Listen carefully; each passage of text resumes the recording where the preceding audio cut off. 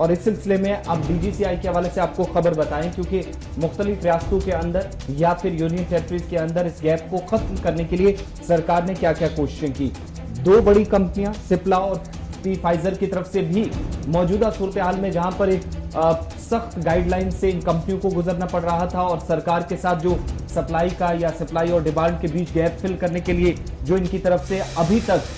इन्हें छूट दी गई थी, उसमें मजीद इन्होंने नरमी बरतने का मुतालबा किया था मरकजी सरकार से। और निजी कंपनियों ने हुकूमत से जब नरमी बरतने का मुतालबा किया तो वैक्सीनेशन की किल्लत को दूर करने के लिए अब कोशिश ये हुई कि सरकार की तरफ से वैक्सीन के लिए जो नॉर्म्स है, जो रूल्स फ्रेम किए गए सरकार की तरफ से, उनमें आसानी पैदा कर दी गई है। फाइजर हो, सिप्ला हो या बाकी कंपनियां, खासतौर से इन दो कंपनियों की तरफ से चूंकि इन्हें छूट दी जाए और कंपनियों को मुख्तलिफ जुमरों के तहत छूट मिलने के बाद ही सरकार तक बाकायदा जितना उनके साथ स्टॉक के लिए पहले से तय मुआहिदा हुआ है उसके मुताबिक वैक्सीन पहुंच पाए, ये सरकार के साथ जो मुआहिदा पाया था उसके हिसाब से अब काम हो पाए, इसके लिए सरकार की तरफ से थोड़ी सी इसमें नरमी बरती गई। अपने नाजरीन के लिए हम बताते चले कि इसमें परेशानी क्या थी। अगर कोई विदेशी कंपनी, यानी वो कंपनी जो मुल्क के अंदर कोई भी वैक्सीन नहीं बना रही है, ये मुल्क के बाहर वैक्सीन बना रही थी, जब वो यहाँ पर भारत के अंदर वैक्सीन लाना था उन्हें, तो उन्हें 2-3 बड़े टेस्ट से गुजरना था। एक टेस्ट ये था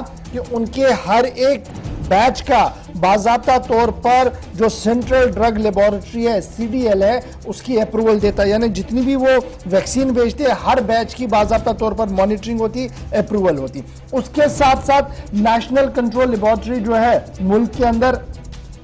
वो उस समरी को स्क्रूटनाइज करती। तकरीबन 1000 लोगों को वो वैक्सीन दी जाती, उनके डाटा और उनके सैंपल्स को कलेक्ट किया जाता, उनके फीडबैक को कलेक्ट किया जाता, उसके बाद ही तीसरे मरहले पर उनके वैक्सीन को लगाने की इजाज़त दी जाती। अब मुल्क के अंदर जो है नरमी दी गई है, ये क्यों दी गई? एक ये कि 31 दिसंबर का सामने हदफ है, और दूसरा ये कि आलमी इदारे जो हैं, जो बड़े इदारे हैं, जिनमें यूरोपियन मेडिसिन एजेंसी है, UK की MHRA है, उसके साथ साथ PMD है और साथ साथ USDFA है, ये वो दुनिया भर के इदारे हैं जिन्होंने इन कंपनियों के वैक्सीनेशंस को अप्रूवल दे दिया है। और सरकार ने इसको बेस बनाते हुए ये साफ कर दिया है, चूंकि इन 5-6 बड़े इदारों ने जो आलमी सतह पर पूरी शिद्दत के साथ मामलात को देखते हैं और काफ़ी ज़्यादा बारीक बीनी से देखने के बाद अप्रूवल देते हैं अपने अपने मुल्कों के अंदर, तो ये सारी अप्रूवल उनके पास है। यही वजह है कि उसको बेस बनाते हुए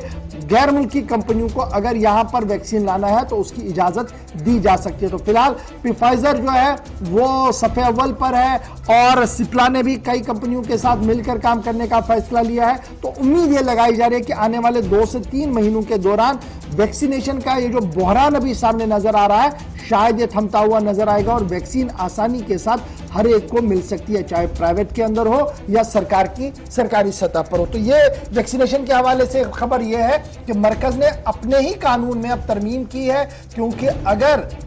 विदेशी वैक्सीन को देश के अंदर लाना है तो उसके लिए बहुत ज्यादा जरूरी यह था कि तरमीम की जाए और तरमीम की राहों को हमवार किया गया है। जी आसिफ।